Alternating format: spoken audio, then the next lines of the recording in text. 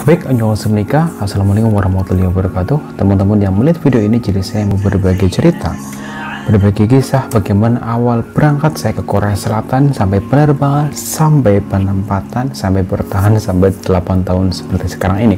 Semoga ini bermanfaat untuk teman-teman semuanya ya. Oke, jadi yang pertama, pada tahun 2011 dalam tempat SMA, tempat sekolah, sempat mau kuliah, tapi karena terbentur biaya dan ekonomi orang tua, sehingga saya memutuskan untuk bekerja merantau di Sumatera. Pada tahun 2012 itu bekerja di Pekanbaru di daerah Palas, Riau. Di situ bekerja di pabrik peternakan ayam atau di PAM. Penghasilan waktu itu sekitar 700.000.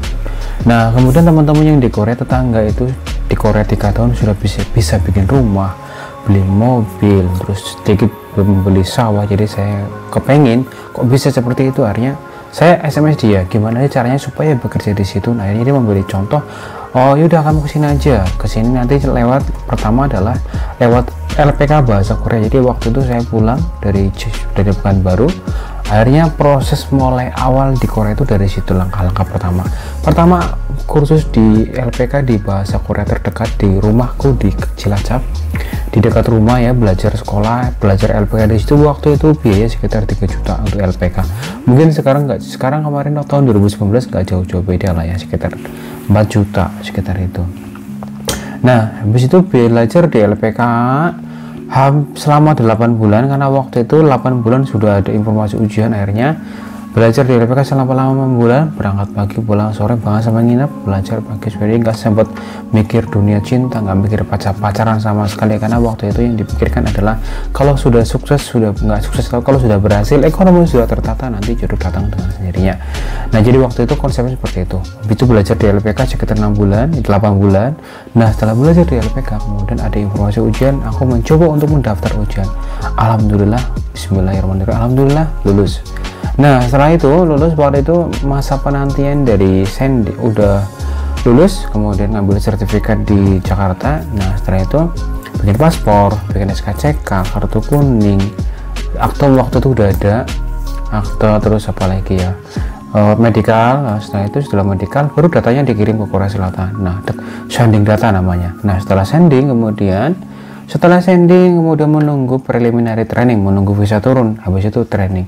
Nah, sambil menunggu visa turun, waktu itu dari awal sampai visa turun itu sekitaran memakan waktu 6 bulan.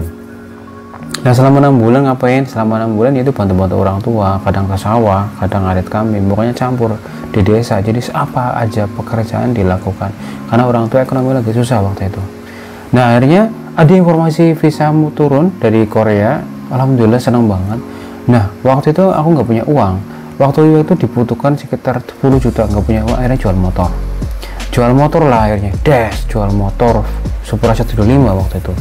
Itu hasil dari Pekanbaru. Alhamdulillah nggak minta ke orang tua. Jadi teman-teman yang di video ini, yang melihat video ini, semoga juga sama ya, tetap berjuang dari nol.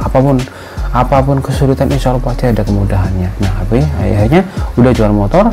Akhirnya setelah jual motor, bisa udah turun, akhirnya prelim, medical lagi di Jakarta, alhamdulillah fit. Nah, akhirnya terbanglah ke Korea Selatan. Nah, berapa biaya yang dibutuhkan sampai kerja ke Korea Selatan? Biaya dari awal pembuatan paspor dan lain-lain, kartu kuning, SKCK, semuanya medical, itu habis sekitar 9 juta. Untuk sekarang juga sama, sekitar 10 jutaan, itu sama. Pokoknya biaya ke Korea dari awal sampai terbang, dari proses awal di LPK sampai terbang itu ditafsir 25 juta, itu udah enteng, udah udah longgar. Nah, karena ekonomi waktu itu nggak punya apa-apa, cuma punya motor itu aja, itu masih ada kekurangan untuk biaya tiket pesawat. Tiket pesawat waktu itu sekitar 7 juta, belum sama uang saku sekitar 4 juta, berarti masih kurang sekitar 11 juta. Nah, 11 juta itu gimana? Akhirnya ada bantuan dari Bank Korea waktu itu kan, daripada pinjam sama tetangga, sama saudara, nanti jadi bahan omongan, malah udah minjem nggak dikasih, diomongin, jadi nggak enak banget. Mungkin teman-teman juga sama kan, udah minjem nggak dikasih, ya Allah, apalagi kita mau berjuang. Nah, waktu itu akhirnya ada Bank Korea, dia memberikan bantuan sekitar 10 juta. Nah, 10 juta itu dibayarnya pas di Korea itu. Akhirnya udah dapat bantuan dari Bank Korea. Nah, setelah itu terbang. Nah, akhirnya aku waktu itu jatuh pabrik di daerah Daegu. Nah, setelah bekerja di Daegu selama waktu 2 bulan itu udah gajian ya, karena 1 bulan itu di kantung untuk di bulan berikutnya. Akhirnya setelah gajian, waktu itu gajian pertama sekitar 22 juta rupiah. Nah gajian itu akhirnya yang 10 juta untuk lunasin Bank BRI, nah untuk lunasin Bank Korea, mohon maaf.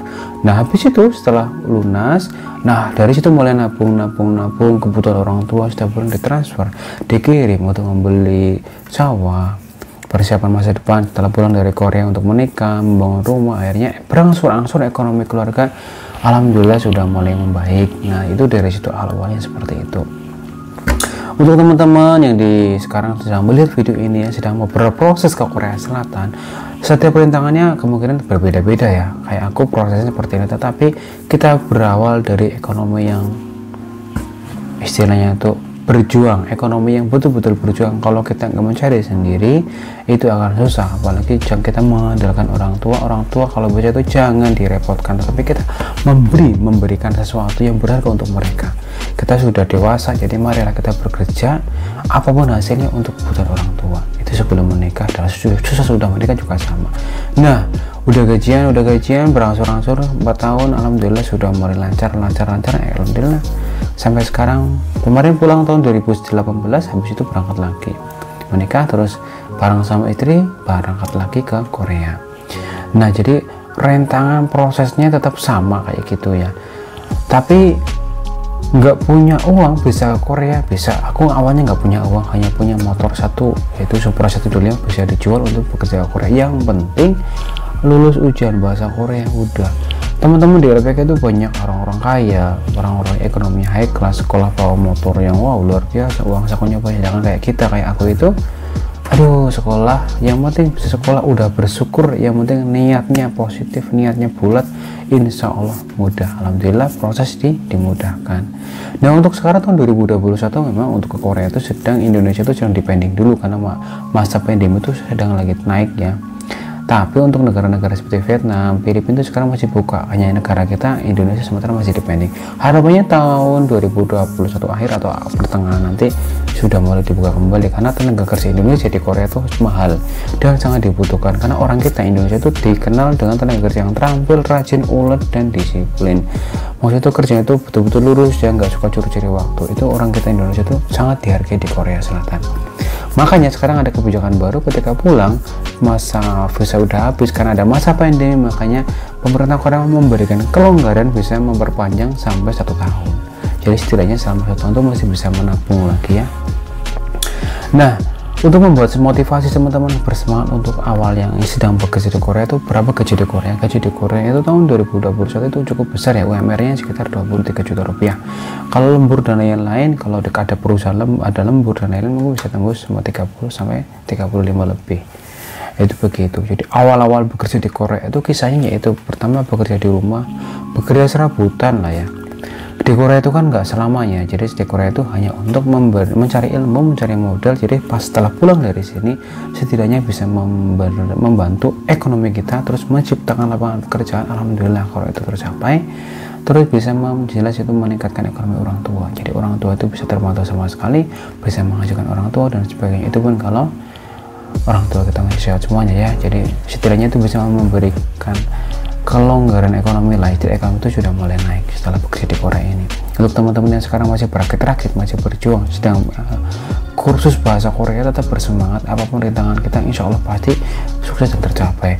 Oh iya, masalah omongan-omongan dari tetangga dan lain-lain, aku juga mengalami sama dulu. Udah dicuekin aja, anggap aja mereka tuh motivasi, memberikan motivasi ke kita supaya kita tuh semakin maju kayak gitu.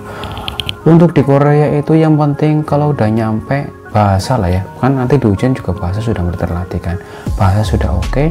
Nanti di sini juga ketemu dengan orang-orang Indonesia banyak, jadi nggak usah khawatir masalah apapun. Nanti kalau ada masalah hukum apapun nanti saya jelaskan di video berikutnya, karena ini sudah mau 10 menit ya.